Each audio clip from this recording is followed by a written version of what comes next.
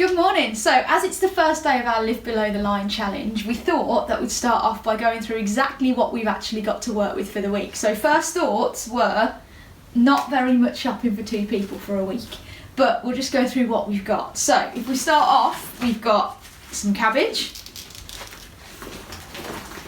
We have 5 carrots, bread, 18 eggs, so I can see what we'll be having quite a lot of this week, jam, pasta sauce, sweet potatoes, 1 kilogram of, 4 bananas, some pasta, chickpeas, onions, potatoes, a bag of porridge and some white rice, all coming to a grand total of £9.43. So any leftover money I suppose we can use towards things like our seasoning to make all this a little bit more interesting. First thoughts, 4 bananas is the only fruit we've got for the week, so that says a little bit about the price of fresh fruit and how easy it is for us to forget about making a balanced diet. So it's porridge for breakfast, and we'll catch you later. Bye.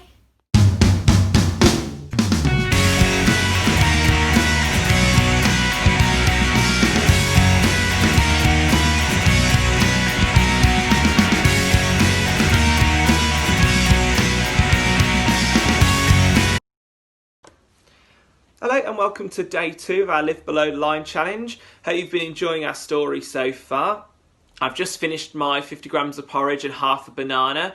So so that's going all right so far. I'm sure I've got that for the rest of the 5 days, so hopefully I don't get bored of it. So far the challenge is going well. I am tending to be hungry a lot at the moment. That's because I generally am a snacker. So to combat being a constant snacker, I do try and have 6 mini meals a day. Whereas this kind of plan doesn't allow for that. It's 3 main meals, so I'm hoping that I will get used to that. But thank goodness I've been able to stretch to some bread and jam to fill in those gaps. So a lot of people have asked us, what is the challenge and why are we doing it? Well, the Live Below Line challenge is from the Hunger Project, and it challenges us to buy all our food and drink and eat on £1 a day basically for 5 days. So for me and Beth, that's £10 for 5 days worth of food. And it's to raise awareness of people who are going hungry at night and people that don't have enough food. So the reason we're doing it, the Hunger Project is a nationwide and worldwide project, but we're even noticing locally that people are going to bed hungry.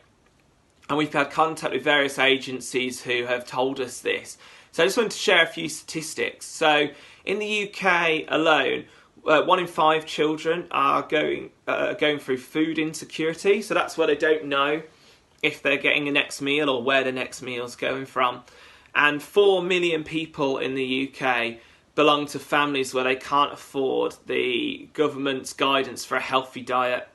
And this has become really obvious to me. I've tracked my food on a Fitbit and it shows my nutrition. And after day 1, I realised I was actually just over half of what the government would recommend as a healthy diet. So it's really easy to understand why this is happening.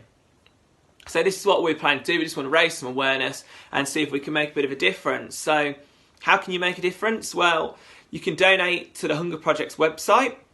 And the details I shall put in the description of this video for you to follow. You could try and take on the challenge yourself. See if you can live below line for £1 a day. It's a great way to kind of change your mindset towards food already. I'm thinking a lot more about my food and where it's coming from and why I'm buying certain things when I could be getting by on other things. So yeah, really recommend that. And lastly, just a bit of a personal plea. A lot of the local food banks around in Birmingham are saying they've seen an increased demand in their need, in what they need basically to fulfil what people are needing due to stuff like furlough and redundancies due to COVID. So if you don't give to food bank, I recommend just get a couple of extra cans or a couple of bags of pasta. They can make a real difference. and donate. And if you used to donate locally but you're not sure or you can't get the donations in, please let me know. We know a few people and a few agencies around the area that are collecting, or a way we can get your donations to them if you're shielding for whatever reason. So yeah, it's really good. I hope you guys are well. For lunch, it's scrambled egg of some description. So I don't know what I'm going to have that with yet, but photos will follow. Until then, have a good day. Catch you soon. Bye.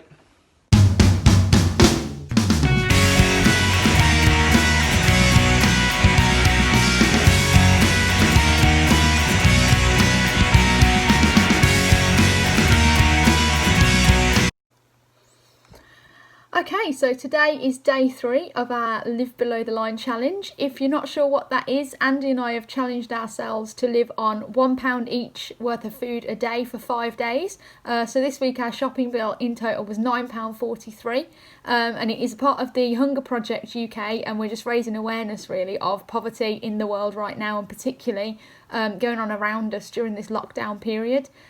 So if you want a few more facts and a bit more information, you can get onto their website, The Hunger Project, or you can have a look at the video that Andy shared yesterday on our Instagram page and on our Facebook page. But yeah, so far day 3, it's not going too bad. We haven't cheated yet. It is making me really appreciate the things that we have and the choices that we make with our food. You know, just simple things like going, oh, I don't really fancy that today, I'm going to have something different. We don't have that option. And I really am noticing things like that, you know, eating the same thing for breakfast every day. I have no idea what I'm going to have for lunch. It's going to be a case of go and see what I can make with what we've got. And you really do notice these little things that we take for granted so easily a lot of the time. Little freebies that you get. I was in work yesterday, just the free tea and coffee suddenly is such a perk to your day, because we haven't got that in our budget at the minute. And like Andy's got a free lunch at work today, he's got lunch provided. That will make such a difference to our weekly budget that we haven't got to provide that meal. It means we've got an extra meal left over. So hats off to Marcus Rashford and everyone who campaigned to get the school dinners through the summer holidays this year, because I can now see what an impact that's going to make on families, especially if they've got more than one child, that they're actually going to be able to eat. You know, it's making such a difference to the pressure on us, knowing that one of us got a decent meal today, and that I can actually use some of Andy's rations in mine. So I think it's really a bit of an eye-opener for us of how much we do take for granted, how lucky we are that we can just scratch our dinner plans and go and get something else, and that we can mix it up whenever we feel like it, really. You know, as I said, even stuff like porridge for breakfast every morning, I'm really finding the effect that it's having on my energy levels, not eating what I normally would. So I would normally have porridge, but I'd probably add like honey to it, I'd add berries, I'd add some cinnamon, I'd make it a bit of different every day, and then probably have some fruit juice with it. And just that lack of sugar, that lack of meat in our diet, I'm already noticing that I feel more sluggish, that I don't really feel like doing a lot. And so I can't imagine what it's like if that's what it's like every day. Whether we'd just get used to it, or whether actually we'd feel like this long term, I don't know. But it's certainly really opening my eyes to the life that people are living, and it's not, you know, millions of miles away, it's on our doorsteps. So as I said, I'm going to go and try and find out what I can have for lunch today in a bit, but I'll keep you posted.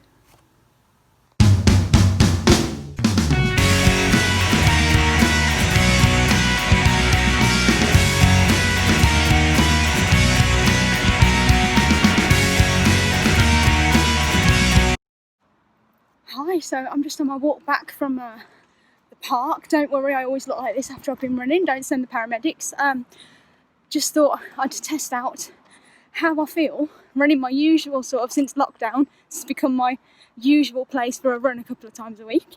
And I just thought I'd see how it made me feel, having not eaten as much for the last kind of 4 days. So to me, that actually felt a bit harder than normal. I don't think it was particularly slower, but it was definitely a bit more difficult than I would normally find my 5k run.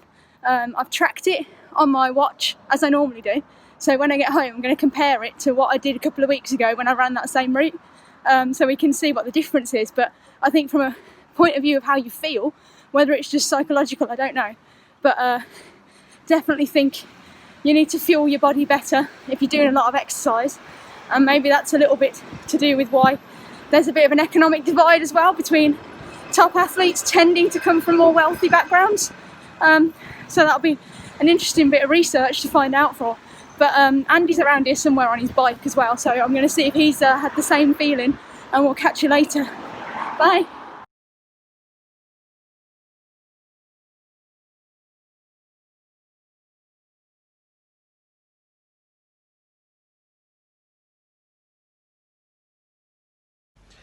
Hello and welcome to day 4 of our Live Below the Line challenge. I hope you've watched Beth's video already, where she'd come back from her run.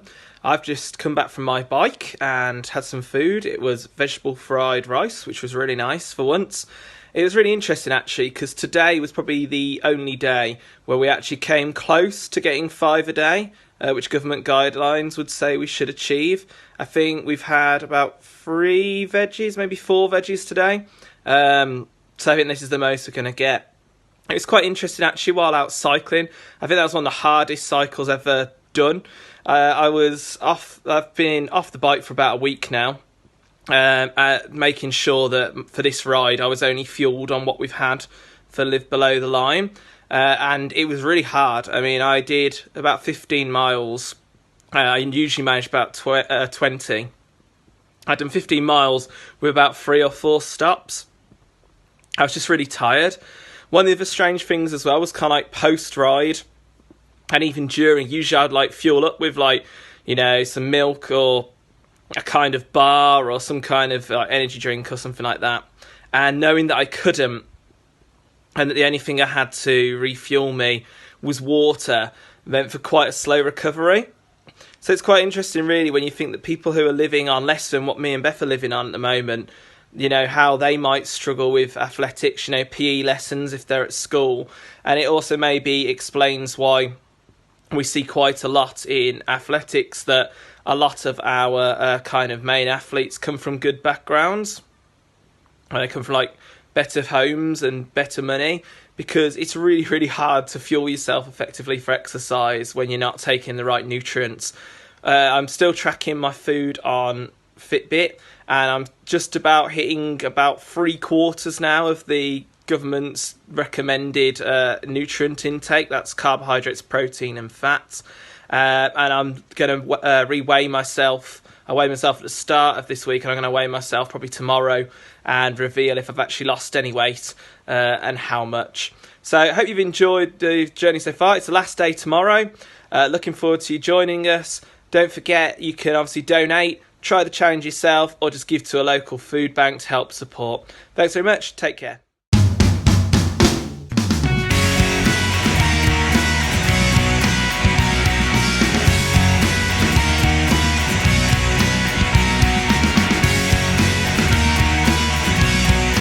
Hello and welcome to the end of our Live Below Line challenge. Yay! Woo! We made it to the end. How'd you find it, Beth? All right, actually. I thought it wouldn't bother me as much as it did. It was harder than I thought it was going to be. Particularly sort of this last day has really sort of dragged. I think I didn't realise how much I relied on food to cheer me up, particularly with lockdown, and the weather's horrible, and I think I would have been a lot happier if I could have had a hot chocolate this afternoon or something when I was cold and miserable. And I didn't realise really how much food affected my mood. So that was a bit of an eye-opener for me. How about you? Yeah, good. Similar kind of thing. I think the whole mindset of actually realising how much food makes a difference to me, emotionally and physically, actually. Yeah. Emotionally wise, like you know, I often use food as kind of a pick-me-up, perk-up kind of thing. You know, you had a bad day, have a bit of chocolate or something. So we've not been able to do that. I think also, like, I usually look forward to what I eat because I put a lot of effort into my cooking.